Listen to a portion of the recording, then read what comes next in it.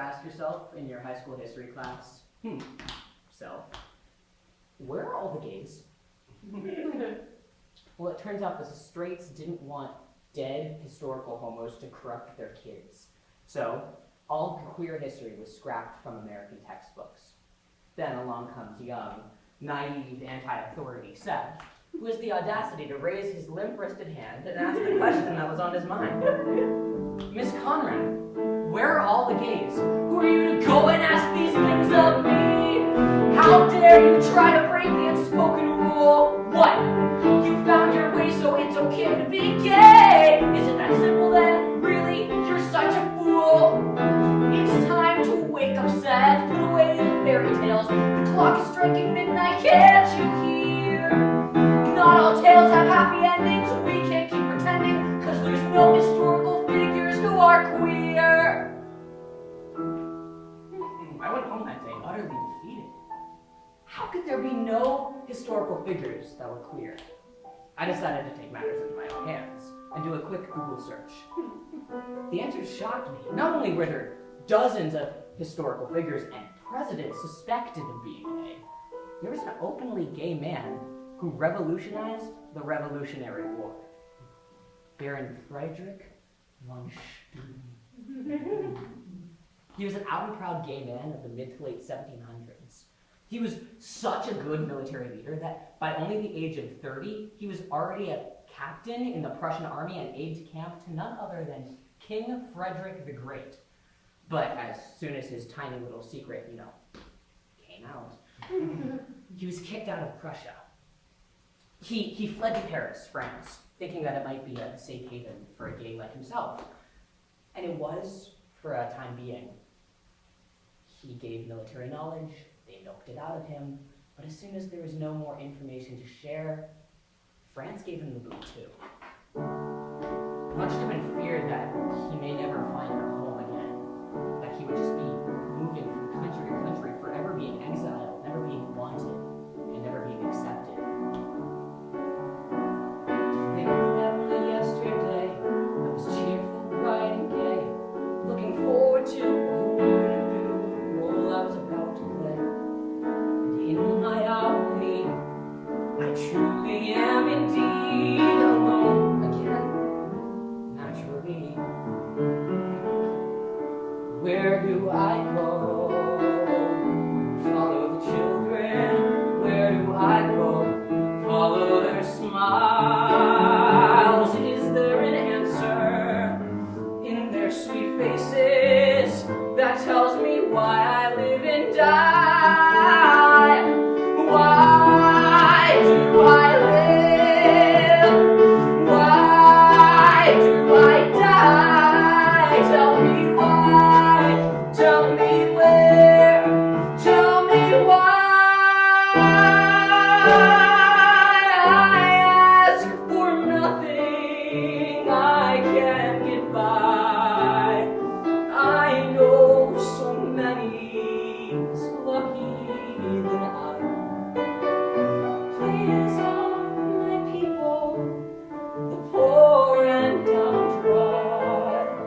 I thought we all were the children of God. God help the outcasts, the children of God.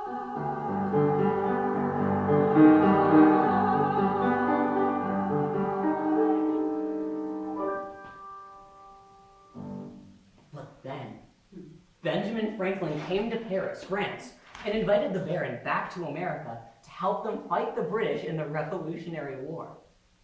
With nowhere else to go, the Baron agreed, and in 1778, he came to America, where he was assigned by George Washington to the famous camp of Alexander Hamilton and John Lawrence. But when he arrived, he was met with nothing but filthy, starving American soldiers in rags with no formal military training. Looking around at the immensely primitive sight before him, he turns to Washington, takes off his bedazzled Gucci purse, and says, "Hold my martini." I'm not like the other cavemen. All the gruff and grave men I meet like to hunt and grunt and eat raw meat. They feel at home in the crime. Undeniably, I'm way ahead of my time. I'm sick of them not bathing and not eating where they crap. If only I could show them all the steps I've got on tap. Just watch me.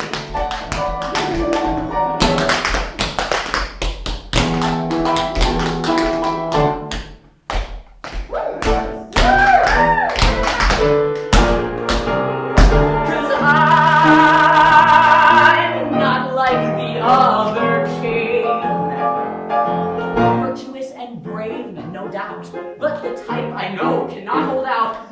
They've got no reason or rhyme. Undeniably, I'm gonna have to say, Washington, you know that I'm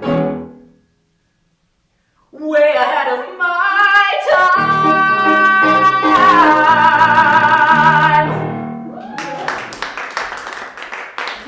Von Steuben single-handedly whipped the Continental Army into fighting shape, teaching them hygiene, military training drills, and homosexuality. By the time he was done with them, they were ship-shape, free of disease and filth, ready for battle, and about 200% more gay. No, like seriously. Like Alexander Hamilton and John Lawrence wrote love letters to each other.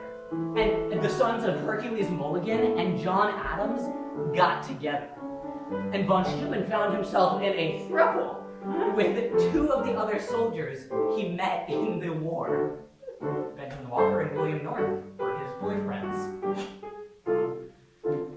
Von Steuben's influence directly led to the victory at the Battle of Yorktown, where he was a commander alongside Washington, Hamilton, Lafayette, and Rochambeau. Raise your hand if you've heard of those four names. Now raise your hand if you've heard of Von Steuben before today. Isn't that interesting? After the war, Von Steuben retired from the military to lead a peaceful life alongside his two boyfriends that he met in the war. The Von Steuben estate became known as a sanctuary for runaway gay kids. The most famous being the son of our second president, the disowned Charles Adams. It's truly impactful how deeply he touched the lives of these queer kids. Von Steuben went through so much as a young adult, where he was exiled from country to country, and he never wanted anyone to feel the same way that he did. So he made it his mission to provide refuge to any queer kid in need. Von Steuben fought many battles in his lifetime, but the fight against homophobia is one that even the most incredible military strategist could not win. And it's one that we still fight today. My friend, Maury, never came out to his parents. He couldn't. As a kid, his parents suspected that Maury might end up being gay, so they sent him to a therapist to convert him back to normal. From then on, Maury never talked about his sexuality ever again at home. Now, Maury is a fantastic actor and had no problem playing straight. But imagine how awful it must be to stay in character for that many years in his own home. And at school, one of the few places that Maury felt that he actually could discuss his sexuality, the lack of representation in the classroom was stifling. I remember Maury telling me that he used to pray every single night for God to make him straight. God, I need your guidance. Tell me what it means to live a life where nothing is as it seems. Spending days in silent fear and spending nights in lonely prayer, hoping that one day when you wake, those feelings won't be there.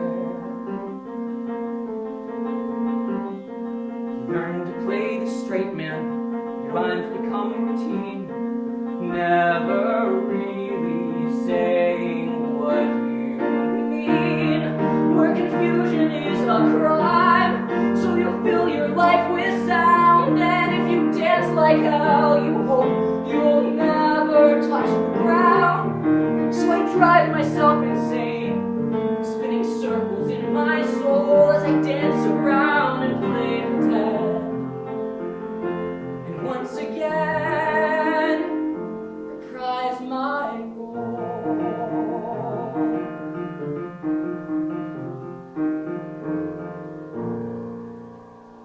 Mari's secret came out just a few days before he turned 18.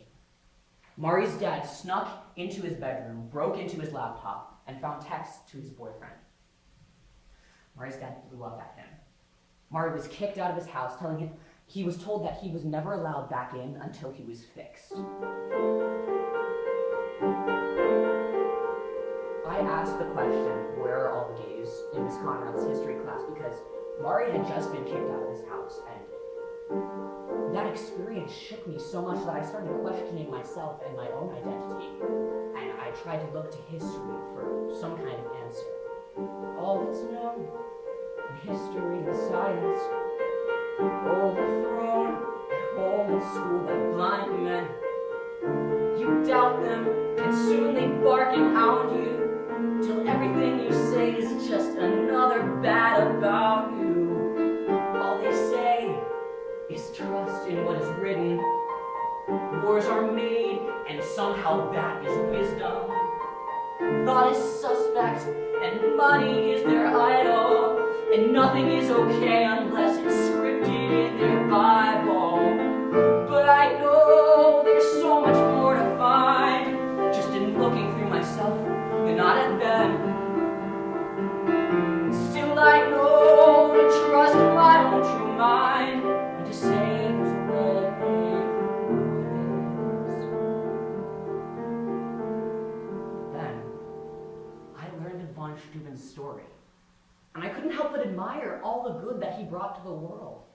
Mari was like Von Steuben when he was kicked out of Prussia and France, homeless and alone, and just needing one person in his corner, just like Von Steuben had Benjamin Franklin and George Washington. I went up to my parents and I asked, what if we could be like Von Steuben's refuge? Can we be that sanctuary for runaway queer kids? And they agreed. Mari lived with us until he graduated from high school and went off to college.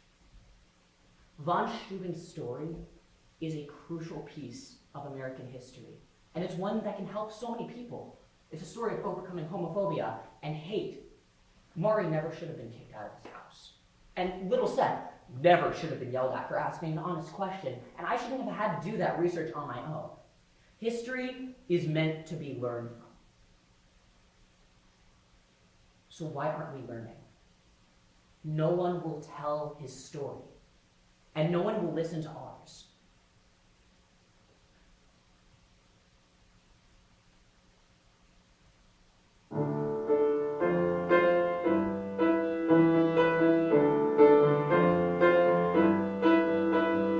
It's time to wake up, people, put away the fairy tales. The clock is striking midnight, can't you hear? All these tales have happy endings. We can't keep pretending, because there are historical figures that are queer.